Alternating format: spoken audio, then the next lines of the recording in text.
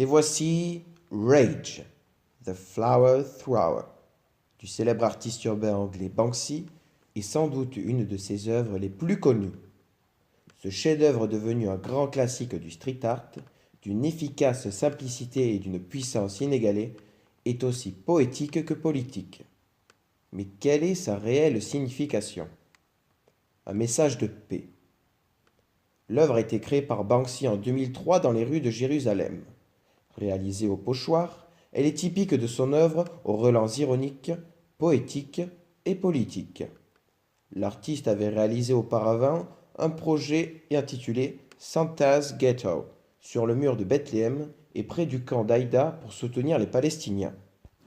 Banksy a raconté dans son livre Wall and Peace, Guerre et Spray, sorti en 2005, alors qu'il peignait sur le mur de séparation israélien, un habitant lui aurait dit: Vous embellissez le mur. Ce à quoi il a répondu: Merci, c'est gentil. L'homme lui a alors répondu: On ne veut pas que ce mur soit beau, on ne veut pas de ce mur. Rentrez chez vous. Prenons désormais 3 détails à la loupe. Premièrement, la cagoule. On y voit un homme portant un foulard sur la bouche et une casquette pour dissimuler qui il est. Il cache son visage, ce qui rappelle l'histoire de Banksy lui-même, qui tient à préserver à tout prix son anonymat comme beaucoup de graffeurs. L'identité de ce Britannique a fait coller beaucoup d'encre. On le sait proche de la scène musicale de Bristol, mais la rumeur voulant qu'il soit un membre de Massive Attack est restée au rang de rumeur. Le mystère qui l'entoure participe du culte qu'on lui voue. Dans un second temps, le bouquet de fleurs. L'homme jette un bouquet de fleurs alors que la position de son corps qui s'élance ressemble à celle d'un homme jetant un projectile, un cocktail Molotov ou une pierre comme les pavés balancés à Paris pendant la Révolution française, ce qui peut rappeler la liberté guidant le peuple de Delacroix. Alors que l'homme est en noir et blanc, le bouquet est en couleur pour mieux le faire ressortir.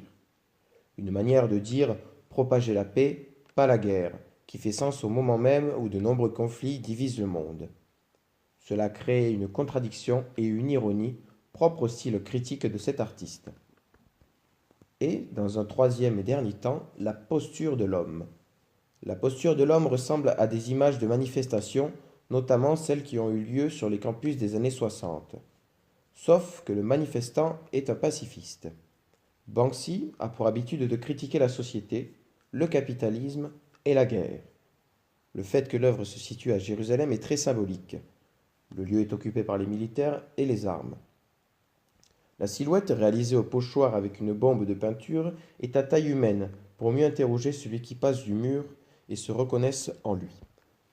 C'est une manière aussi de renforcer les liens entre l'œuvre et le spectateur, faciliter une projection psychologique, que le passant puisse s'imaginer à sa place. Le personnage est à taille réelle. Il joue ainsi sur des relations qui peuvent se créer entre les images artistiques, représentation de la réalité et la réalité elle-même.